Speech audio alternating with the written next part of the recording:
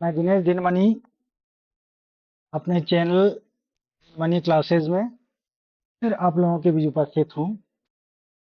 समास वाले प्रकरण को लेकर समास का जो प्रकरण है उसको मैंने 2 पार्ट में बांट कर कंप्लीट करने की बात कही थी। एक पार्ट का वीडियो आपको मिल चुका है, दूसरे पार्ट का वीडियो आज आपके सामने हाजिर है। तो आज हम लोग वहां से शुरू करेंगे जहां से हमने छोड़ा था पिछले वीडियो में। पिछले वीडियो में हम लोगों ने तत्पुरुष समास यानी जिसको खोरठा में एके झा ने पिछवाड़ी समास कहा है, उसके 2 भेदों तक हम लोगों ने जाना था, कर्म तत्पुरुष और करण तत्पुरुष।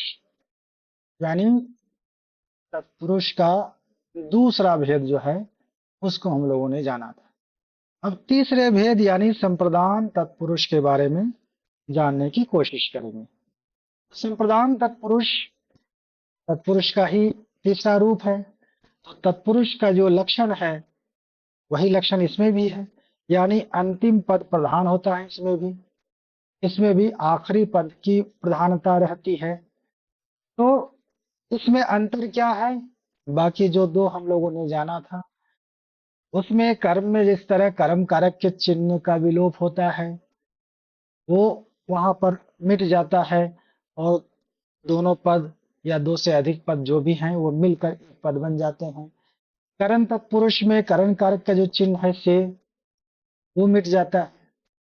संप्रदान तत्पुरुष में संप्रदान कारक का जो विभक्ति चिन्ह है हमारा खोरठा में वो मिट जाता है। वो और वो मिटकर एक नया पद जो बनता है वो इस तरह से बनता है, जिसे देख लीजिए आप। क्या है? सिराघर। सिराघर, सिराघर,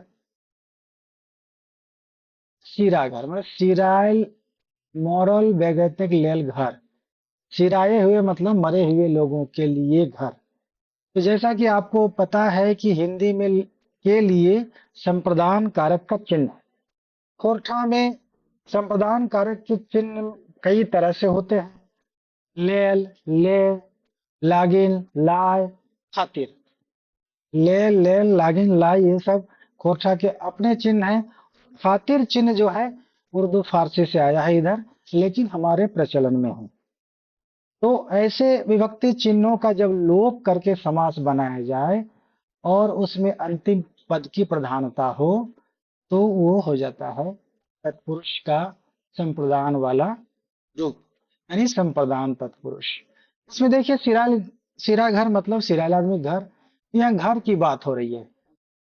यहाँ सिराइल जो है उसका संबंध इससे यहाँ पर वो किस प्रयोजन से है घर? तो सिराइल लोगों के लिए, यानी हमारे पुरखों के लिए। देख, झारखंड में ये प्रचलन है। सिरा घर यानी अपने पूर्वजों के लिए घर छोड़ा जाता है जिसमें उनको याद किया जाता है, उनकी पूजा की जाती है। खासकर जितिया पर्व वगैरह में वहीं उनको जो भी भोजन तर्पण किया जाता है वो वहीं पर। तो वो हो जाता है सिराइल लोगों का घर। तो घर की बात हो रही है, घर यानी अंतिम पद, इसलिए ये तत्पुरुष समास ही बनता है। मरघटी, मरघटी मतलब मरे हुए लोगों के लिए घाट। मरल लोग के खातिर घाट। देखिए खातिर आ गया, खातिर मिट गया है ना, और कुल मिलाकर एक बन गया मरघटी। पैन घाटा, पानी खातिर घाट, यानी जहाँ से पानी उठाया जाता था उस समय पीने का पानी कोई नल से, कोई बोरिंग की के नल से या फिर सप्लाई पानी तो नहीं आता था उस समय। जिस समय कुआं भी नहीं बनाते थे लोग तो नदी का पानी पिया करते थे। तो उसको पैनघाटा कहा जाता था, यानी जहाँ से पानी लेकर आते थे। तो पानी खातिर बनवल घाट, छोड़ा हुआ घाट, वहाँ साफ सुथरा रखा जाता था। अब इसलिए यहाँ पर खातिर हट गया तो पैनघाटा बन गया। ये संप्रदान तत्पुरुष है। निरन खरच, निरन मतलब समय, जब जिस समय अभाव का दिन होता है, यानी गर्मी से लेकर गर्मी के दिन में जिस समय कोई खेती बाड़ी नहीं होती है उस समय के लिए रख लिया जाता था। निरन खर्च, सब्जी उब्जी उस समय कोहड़ा वगैरह रखते थे लोग। चाहे कोई भी चीज जो उपयोग में आता था निरन महीना में, यानी जिस समय खेती बाड़ी का काम नहीं होता है, गर्मी का दिन खास करके वो उस समय, तो उसको कहते हैं निरन खर्च, मतलब निरन के लिए खर्च रखना। विहीन धान, है, छौआ भुला, बच छौआ के भूलवे खातिर लेल सामान, बच्चों को भुलाने के लिए उसे उसके लिए लिया हुआ सामान। खातिर देखिए ये हट गया। विहीन धान, विहीन खातिर और बिचड़ा खातिर धान, खातिर सब जगह देख रहे आ रहा है। विग्रह करने पर खातिर लेल ये आ रहा है। मट गढ़ा, माटी उठवे खातिर गाढ़ा, जहाँ से माटी उठाई जाती है घर चिकना करने के लिए और तरह के कामों के लिए। गोबर गढ़ा, गोबर जमा करे के लेल गढ़ा, ये हो सकता है। तो गोबर गढ़ा, यहाँ पर ये संप्रदान तत्पुरुष। तार खांची, तार खांची मतलब नापने के लिए जो खांची बनाई जाती है, रखी जाती है, धान नापते हैं लोग। एक साथ लॉट में नापना है, पहला पहला में नापने में टाइम, तो वो पहला से ही नापा गया होता है। एक खांची में 20 पहला या 40 पहला रहता है। काठा ही खांची कहते हैं उसको, काठा ही खांची। तो वही तार खांची, तारने के लिए खांची, तो नापने के लिए खांची। खातिर यहाँ पर नापक खातिर खांची, खातिर यहाँ विलुप्त हुआ, इसलिए तार खांची क्या है, तत्पुरुष समास है, लेकिन किसका है, संप्रदान तत्पुरुष का। इस तरह हमने देखा कि संप्रदान तत्पुरुष में उसको अगर विग्रह करें हम तो क्या निकलेगा, ले, लेल, खातिर, लागिन, लाए। इस तरह के, हालांकि ये लागिन और लाए बहुत कम प्रचलन में है, ये सब गीतों में ज्यादा प्रयोग किया जाता है। आपादान तत्पुरुष, इसमें क्या होता है, इसमें आपादान कारक का जो चिन्ह है, से, ले, इसको विलुप्त कर दिया जाता है और समास बन जाता है, यानी पदों को मिलाने के लिए वहां इस कारक का चिन्ह विलुप्त होता है। तो यहाँ पर जैन विद्रा, देखिए उदाहरण में दिया है जैन विद्रा, तो जैनी से विद्राया गया, जैनी से छोड़ल मरद, जैन विद्रा हो गया। अलग डीहा, डी से अलग गांव, अलग डीहा, डी से अलग, तो यहाँ देखिए जुदाई हो रहा है। डायर छड़ा, डाली से छूटा, डायर छड़ा बांदर कहते हैं। डहर छड़ा, डहर ले छूटल। गोट छिनगा, गोट ले अलग भेल। निर्बसिया, बांस ले हीन। तो ये सब देखिए, से का कहीं ले का, इसका विलुप्त हो रहा है। हिया खलास, हिया से निकाल के, तो ये भी हिया खलास भी आपादान तत्पुरुष का ही उदाहरण है। इस तरह हमने देखा आपादान कारक वाला जो तत्पुरुष है, आपादान तत्पुरुष जिसको कहते हैं, उसमें क्या है, आपादान कारक का हमारा ले चिन्ह भी होता है, जो कि हमने देखा संप्रदान कारक में भी। उसी तरह से भी प्रयोग में आता है। कि कुल मिलाकर ले और से, यानी आपादान कारक के चिन्ह के तौर पर इसका जब विलोपन होता है तो समझ लीजिए आपादान तत्पुरुष है। संबंध तत्पुरुष, संबंध को भी एक कारक माना गया है। तो संबंध तत्पुरुष में क्या होता है, वही संबंध तत्पुरुष का जो चिन्ह है, क, कर, कैर, एक, जैसे छपित हो जाए मतलब विलुप्त हो जाता है। जैसे सोन पेटारी, सोनाथ पेटारी, या के हट का जो है, ये देखिए ये था, वो हट गया सोन पेटारी में। सत बेटा, सैतीनक बेटा, एक देखिए आ गया सत बेटा, चाहे सत बेटी, सैतीनक बेटी।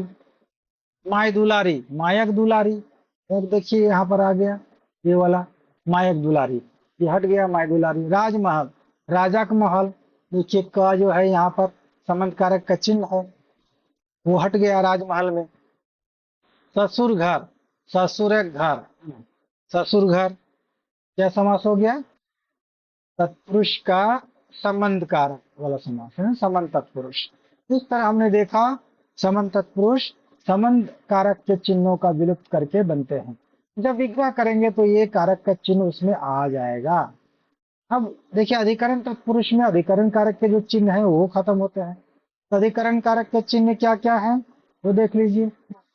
अधिकरण कारक में जो कर्ता कारक के चिन्ह होते हैं उसी तरह के होते हैं, या उसका इस तरह व्यवहार होता है, चंद्रबिंदु या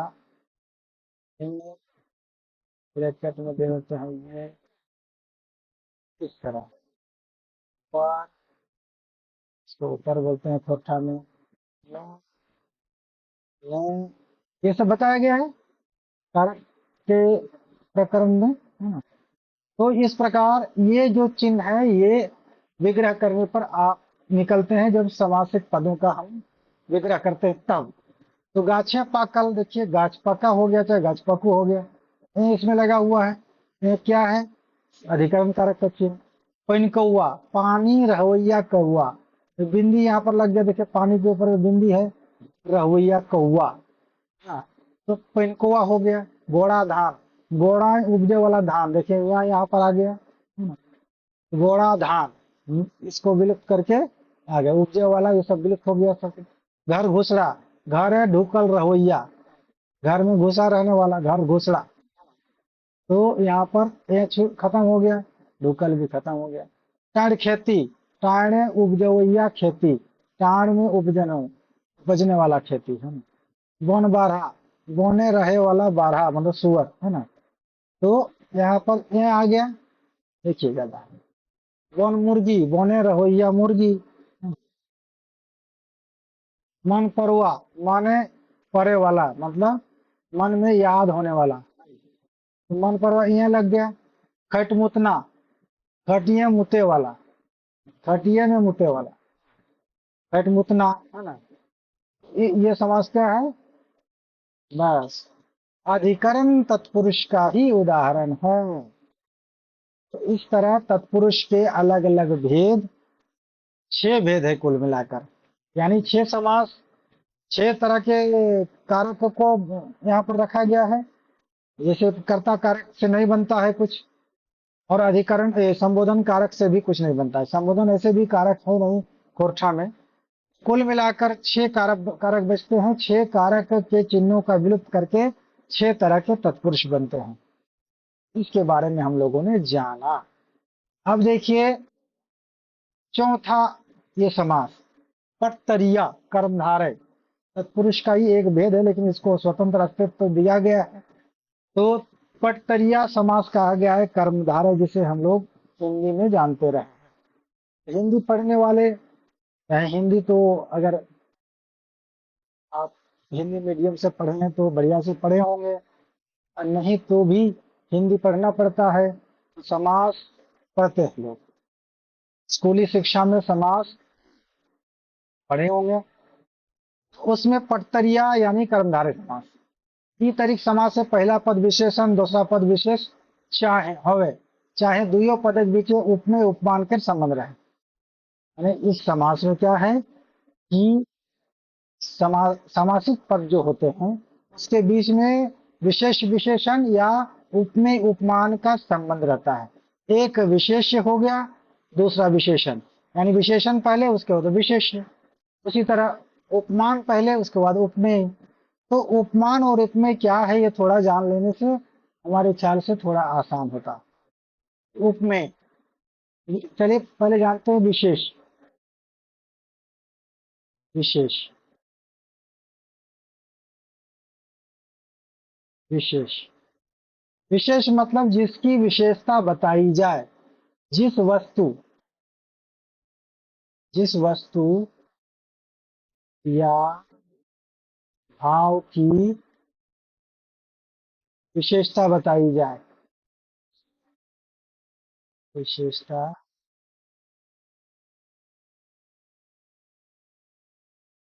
बताई जाए।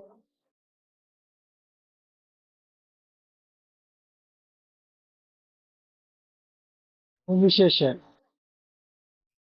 विशेष्य, विशेषण कौन है? जिस वस्तु या भाव से विशेषता बताई जाए। यहाँ पर जिस वस्तु या भाव और की जगह पर से लिख देना है तो हो जाएगा विशेषण। तो जैसा कि हम उदाहरण से इसको समझेंगे, फिर उसी तरह उपमेय उपमान में भी होता है। उपमेय कहा जाता है जिस वस्तु की तुलना की जाए, और उपमान कहा जाता है जिस वस्तु या भाव से तुलना की जाए। वही स्थिति है दोनों। तो यहाँ पर देखिए उदाहरण कुछ है। घोड़ा मुहा। तो यहाँ पर किसकी विशेषता बताई जा रही है? मुंह वाले की। किसी का मुंह कैसा है? तो घोड़ा जैसा है। घोड़ा लक्ष्य मुंह वाला, तो मुंह वाले की बात की जा रही है। घोड़ा घोड़ मुहा, चाहे घोड़ा मुहा, तो घोड़े जैसा मुंह वाला। तो यहाँ पर मुंह वाले की विशेषता बताई गई, यानी किसी के चेहरे की विशेषता बताई गई। कैसे? घोड़ा के चेहरे से। तो यहाँ विशेषण हो गया घोड़ा और मुंह हो गया विशेष्य। उसी तरह खैरकाना, खैरा जैसा कान वाला, तो कान वाला विशेष हो गया और खैरा हो गया विशेषण। यहाँ पर चांद मुखी, चांद जैसन मुख वाली, तो मुख जो है मुख वाली विशेष, और विशेषण क्या हो गया? चांद, है ना। तो इस प्रकार से खरग दत्ती, जिसका दांत खरग जैसा है ना, तो खरग यहाँ पर विशेषण और दांत वाली विशेष्य। बोकटेंगा चाहे बोकटेंगी, बगुले जैसा पैर वाली चाहे वाला, दुबला पतला पैर वाला। तो यहाँ पर तुलना की गई पैर की, किससे? तो बगुला के पैर से। आदमी के पैर की तुलना बगुला के, यहाँ पर। तो लाल कुदरुम, लाल रंग का कुदरुम। कैसन कुदरुम? तो लाल रंग के कुदरुम। तो कुदरुम की विशेषता बताई गई किससे? लाल कुदरुम। लाल कुदरुम, लाल लाल मुर्गा। कैसा मुर्गा? तो लाल रंग का मुर्गा। अड़बेरा, कैसी बेला? तो ढलती बेला। तो बेला की विशेषता बताई गई। अड़बेरा। समास हो गया ये कर्मधार है, क्योंकि अदोरी, उड़द की बड़ी। किसकी बड़ी? किस चीज की बड़ी? उड़द की बड़ी। यहाँ पर की देखकर ये नहीं समझेंगे कि ये संबंध कारक का चिन्ह है। संबंध कारक में वो उसका मालिकाना हक होता है, उड़द का मालिकाना हक बड़ी में नहीं है। ठीक है। अदोरी, उड़द बड़ी से अदोरी हो गया, है ना। कांच कुंवर, कांचा उमरक यानी कच्ची उम्र का कुंवारा चाहे कुंवारी। तो कुंवारे की यहाँ पर विशेषता बताई। कैसी कुंवारी? कच्ची कुंवारी। कांची उम्र की कुंवारी, कच्ची उम्र की कुंवारी चाहे कुंवारा। तो यहाँ पर कछ कुंवर कर्मधारय समास। दूधी माटी, किस रंग का माटी? किस रंग की मिट्टी? तो दूध रंग की मिट्टी, दूध जैसन चरक माटी। इसलिए माटी की विशेषता बताई गई है, दूध उसका विशेषण बन गया यहाँ पर। इसलिए ये कर्मधारय का वही रूप है, विशेष विशेषण वाला। नौजवान, कैसा जवान? नवा नवा जो जवान हुआ है, नौजवान। महुआ जाड़ चाहे महुजाड़ा, कैसन जाड़? तो महुआ गिरे घड़ी जैसन जाड़ रहे। महुआ गिरने का जो समय होता है, जो ऋतु होती है, उस समय जैसा जाड़ा लगता है, तो जाड़ा की विशेषता बताई महुजाड़ा। छाहर नाम की कहानी में, कहानी संग्रह में जो बोनक लोर है, उसमें ये बात आई है महुजाड़ा। तो इसका मतलब है महुआ जैसन जाड़, तो महुआ गिरक जैसन समय के जैसन जाड़। तो विशेषता बताई गई जाड़े की, इसलिए महुजाड़ा भी समास है। और कौन समास है? कर्मधारय समास। अब देखिए पांचवा भेद क्या है? अर्ध संख्या चाहे द्विगु समास। अर्ध संख्या खोट्ठा में कहा गया है, द्विगु समास हिंदी में हम लोग पढ़ चुके हैं द्विगु। इस समास एक पहला पद संख्यावाची विशेषण हो गया। इस समास की सबसे बड़ी विशेषता है कि संख्यावाची विशेषण इसमें होता है, यानी पहला पद जो होता है संख्या होती है ना। तो यहाँ पर देख सकते हैं आप, 5 घाघ, 5 घाघ यानी 5 घाघों का समूह यानी झरनों का समूह। एक ठिन पांच घाघ, जहाँ पांच गो घाघ माने झरना एक एक ठिन रहे। पांच घाघ एक जगह है, पांच घाघ वो जगह, पांच झरना एक जगह पर है। दू दुपटिया चे दुबाइट, कहीं कहीं पर दुबाइट कहा जाता है। दुबाइट, दुबाइट, दू बटिया, जहां से दू बाटक डहर चले जाए, दो तरफ जो है डहर निकलता है। मान लीजिए ये डहर चल रहा है, ये रास्ता, इधर भी एक रास्ता निकला, इधर भी एक पतली रास्ता, तो इसको कहते हैं दू बाट। ये जगह हो गया दू बाट है ना, जहाँ दो बटिया। दू मुहिया, दू मुंह वाला चीज, ठीक है। तीन फेड़ी, तीन फेड़ के जमात, मतलब जहाँ पर तीन फेड़ एक जगह निकला है पेड़ों का, तीन फेड़ की जमात। चौमुखी, चार मुंह वाला चीज, चौमुखी दिया, चौमुखी दिया होता है।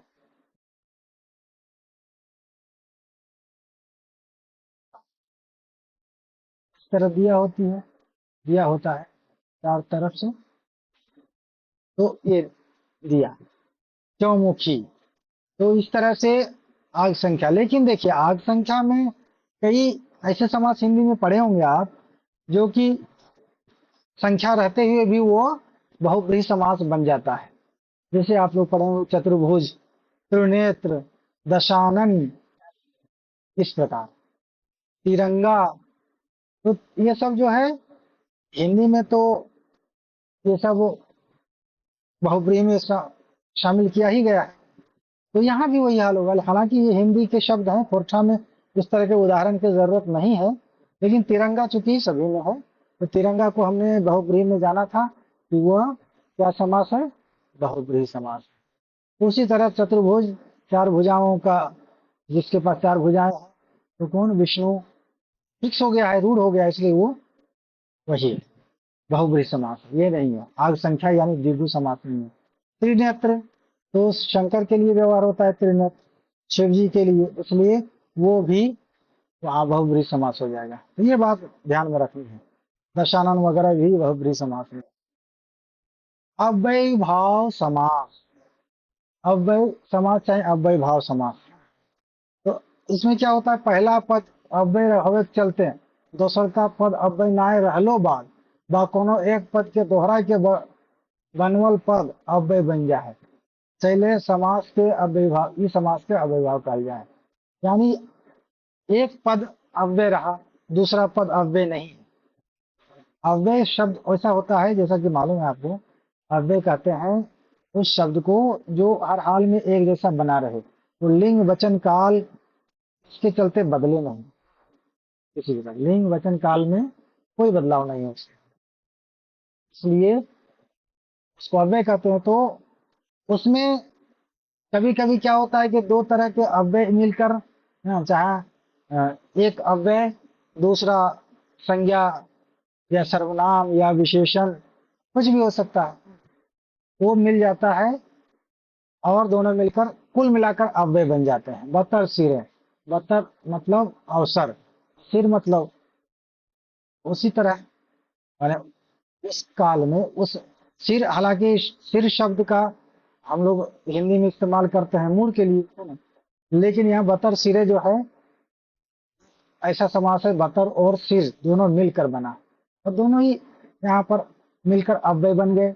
मौका आवल पर, मौका आने पर, बतर सिरे, हाँ, तरह बतैबो, है ना, कहा जाता है बतर सिरे तरह बतैबो, यानी मौका आने पर तुमको बताऊंगा। समय सिरे, वही बात है, समय आने पर, समय होने पर बताया जाएगा। समय सिरे सब हवेरे बाबू, धीर धर।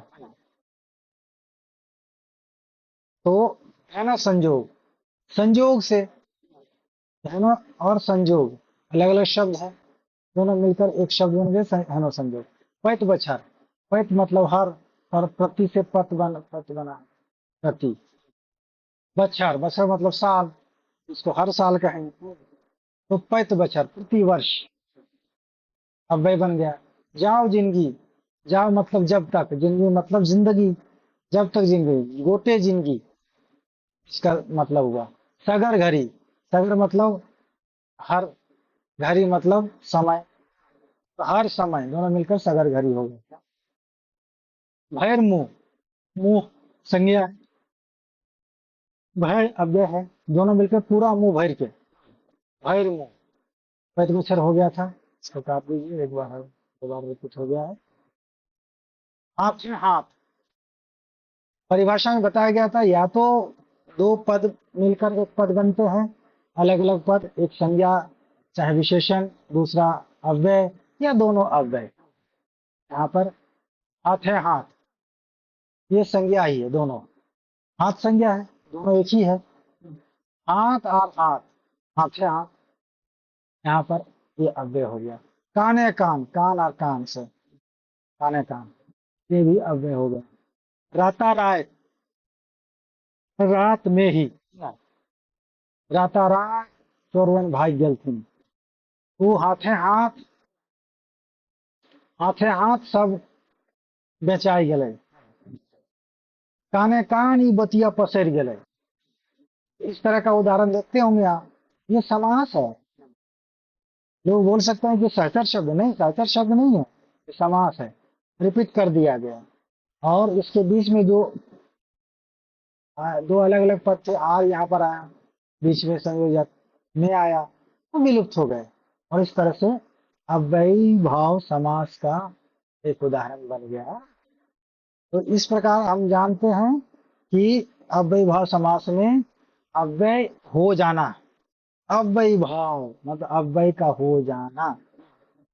इस प्रकार ये छठा समास, जो कि अब अभी तक इतने ही समास, अभी जो वर्तमान में इतने ही समास बताए जाते हैं, इतने ही समास के अंदर समास के सभी रूपों को समेटा जाता है, नई अवधारणा में समास को। लेकिन जो पुरानी अवधारणा है उसके हिसाब से भी हमें जानना चाहिए। एक जाने 8 समास बताए, जैसा कि आपने बताया भी है कमेंट करके, मैंने किताब को फिर से दोहराया तो पाया कि सही में 8 समास हैं। और इस तरह से हमको लगा इसकी जरूरत नहीं पड़ेगी, लेकिन अभी जो सवाल लोग पूछ रहे हैं, तो एक ये के ग्रामर से भी पूछ देते हैं, तो हो सकता है कि 8 समास के बारे में पूछ दे, या फिर समास के भेद पूछ दे, तो सभी के बारे में जान लेना जरूरी है। नए समास, इसको नए नए नुकुरवा समास कहा है एक जाने।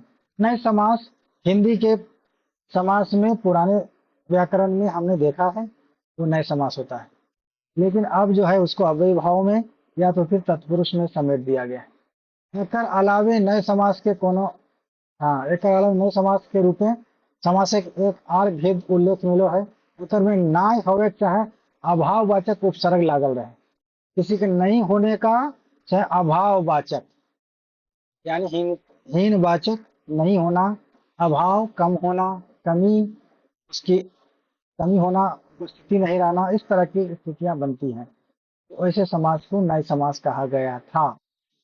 एक ये जहाँ अपन कोठा सहित सैद्धांतिक व्याकरण किताब में अगर उल्लेख कर रहे हैं, ठीक है, अपन कोठा सहित सैद्धांतिक व्याकरण का ये इस किताब में उल्लेख किया है।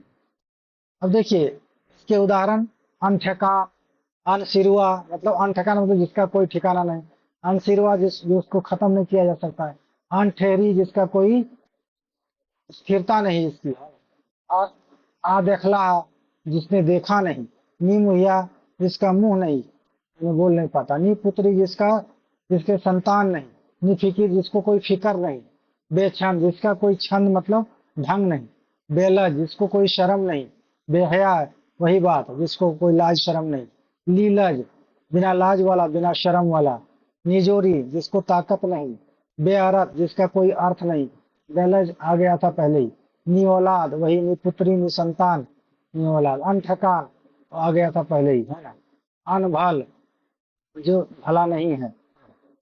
इस प्रकार यहाँ पर निषेध वाचक या अभाव वाचक विशेषण लगा हुआ है, उपसर्ग लगा हुआ है सब में, तो ऐसे समास को नए समास कहा गया था। लेकिन ये सब अब किसमें, तत्पुरुष में या फिर अव्ययी भाव में समेट दिया गया है। नी औलाद, औलाद से हीन, हाँ, जकर औलाद न थे, तो यहाँ पर तो तत्पुरुष समास में शामिल हो गया था। अनठकान जकर कोनो ठेकान नहीं, ठेकान के अभाव। तो इस प्रकार जो भी हो, समास के 6 भेद में इन सारी चीजों को समेटा गया है, लेकिन अभी एक झा के समास सामासिक जो विभाजन है, वर्गीकरण है, उसके हिसाब से ये 9वां समास, 8वां 7वां समास है। 7 के बाद हम लोग देखते हैं 8वां समास। देखिए झा ने 8वें समास की ही बात की है। हाँ, 8वां समास क्या है? क्रिया चाहे उपपद समास। देखिए झा एक आर 8वां समास क्रिया चाहे उपपद समासक उल्लेख कर रहे थे, जे कि आज तत्पुरुष समासक भीतरे शामिल कर लिया गया है। इसे भी तत्पुरुष समास के अंदर शामिल कर लिया गया है। इसके उदाहरण वही है जो बताए गए हैं। छगर गोरखिया,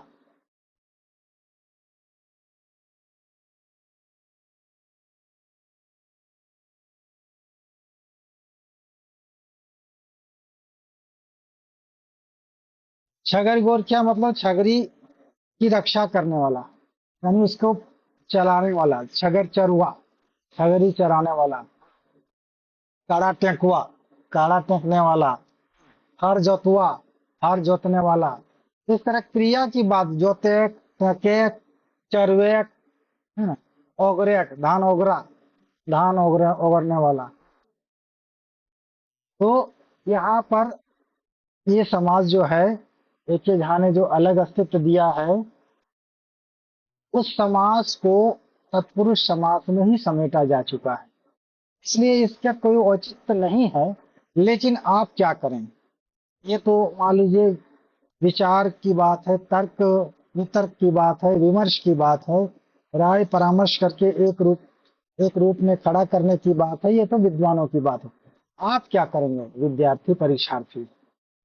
देखिए परीक्षार्थियों के लिए, जो विद्यार्थी हैं किसी भी कक्षा में एकेडमिक लेवल पर, उनके लिए इस पर विचारणीय है।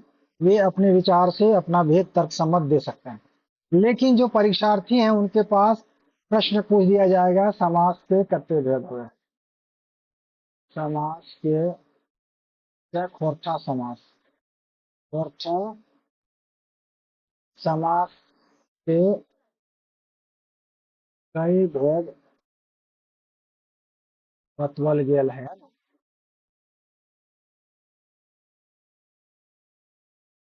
गेल।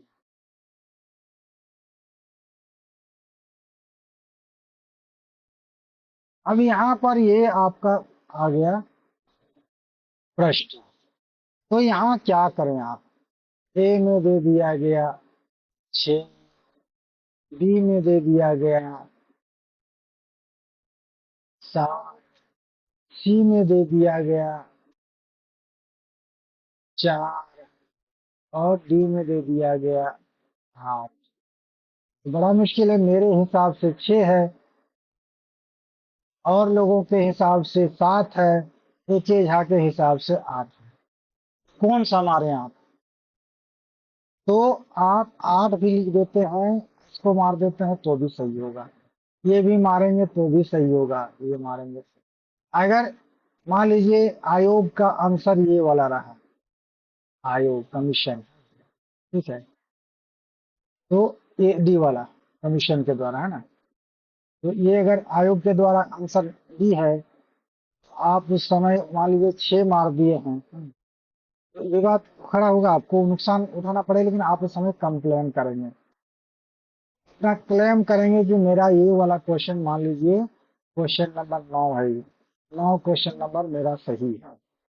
हमने दिनमणि के की किताब से ये बना सही मारा है। कोई बोलेंगे कि और लोगों की जो किताबें हैं उससे मारा है, कोई बोलेंगे एक ही झा की किताबें उससे मारा है। जो भी मारे, मान लीजिए 8 वाला मारे, ये तो सही है, कोई दिक्कत नहीं।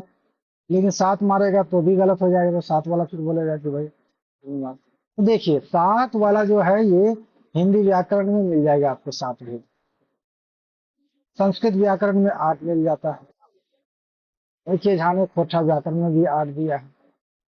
अगर उसमें कंप्लेन आया, आपकी तरफ से क्लेम किया गया, तो ऐसी स्थिति में एक्सपर्ट बुलाया जाएगा। तो एक्सपर्ट देखेंगे कि ये भी सही है, किताबें रहेंगी उनके पास, ये भी सही है, ये भी सही है। तो इस संदर्भ में मान लिया जाएगा कि ए बी सी तीनों सही है। ए बी डी, ए और डी तीनों जो सही, तीनों सही है। तो ऐसे में सबको लाभ मिल जाएगा, इसलिए घबराने की बात नहीं है भेद को लेकर, है। ये हो गया हमारा समास का पूरा प्रकरण। तो भेदों को लेकर सवाल पूछना ही बेतुका है। समास कौन वाला पद है, ये ठीक है, कौन वाला सामासिक पद है, किस समास के अंतर्गत आता है, ये जान लेने से ही, इस तरह के सवाल पूछने से ही सही रहता। तो अगर हम 6 समास के बारे में जानते हैं तो 6 के अंतर्गत ही उसको समेट कर हम समझ सकते हैं। अगर आपके 6 के अंतर्गत से बाहर आ रहा है आपका एक यहाँ के हिसाब से, तो वो भी लिख सकते हैं, कोई दिक्कत नहीं। तत्पुरुष समास है कि क्या है, पद समास है, क्रिया समास है, कि नाइनुकुरवा समास है, आप इस पद को अपने हिसाब से विग्रह करके एनालाइज करके आंसर दे सकते हैं, कोई दिक्कत नहीं। इस प्रकार आज हम लोगों ने समास के दूसरे पार्ट को देखा, समझा, जाना, यानी जो रेस्ट के भेद थे, उन भेदों को हम लोगों ने एक एक करके जाना, उदाहरण भी देखे, उदाहरण को समझा। मेरे ख्याल से समास में आपका कंसेप्ट क्लियर हो गया होगा, और इसी के अनुसार आप तैयारी करते रहें, अपनी तैयारी को मजबूती देते रहें। तो आज यही मैं आप लोगों से ये कहते हुए विदा लेना चाहूंगा, इसी तरह बने रहें आप। और आप अगर देखते हैं वीडियो तो लाइक जरूर करें अगर पसंद आया हो तो, और सब्सक्राइब बिना किए हुए अगर देख रहे हैं तो ये इस तरह से अन्याय कर रहे हैं। मेहनत करके मैं बनाता हूँ आपके लिए, और आप एक उंगली थोड़ी सी दबा नहीं सकते हैं। मैं रात जाग कर उसको कंप्लीट करके लिख कर टाइप करवा कर मैं आपके लिए वीडियो बना रहा हूँ। आप थोड़ा सा सब्सक्राइब करके चाहें, और उसके बाद बेल आइकन को दबाकर, ऐसा करने से क्या है कि आपका नोटिफिकेशन आएगा कब आ रहा है मेरा वीडियो। तो ये फायदा आपके लिए ही है। हाँ, अगर ये सब्सक्रिप्शन देते हैं, सब्सक्राइब करते हैं आप, तो उसमें मेरी संख्या बढ़ती है सब्सक्राइबर की, तो उससे उत्साह बढ़ता है। और अगर थोड़ा ज्यादा व्यूवर्स हो तो हो सकता है थोड़ा बहुत पारिश्रमिक भी मिल जाए, उसमें आपको कोई दिक्कत नहीं होनी चाहिए। इस प्रकार से आज का वीडियो यहीं समाप्त करता हूं। बहुत बहुत धन्यवाद।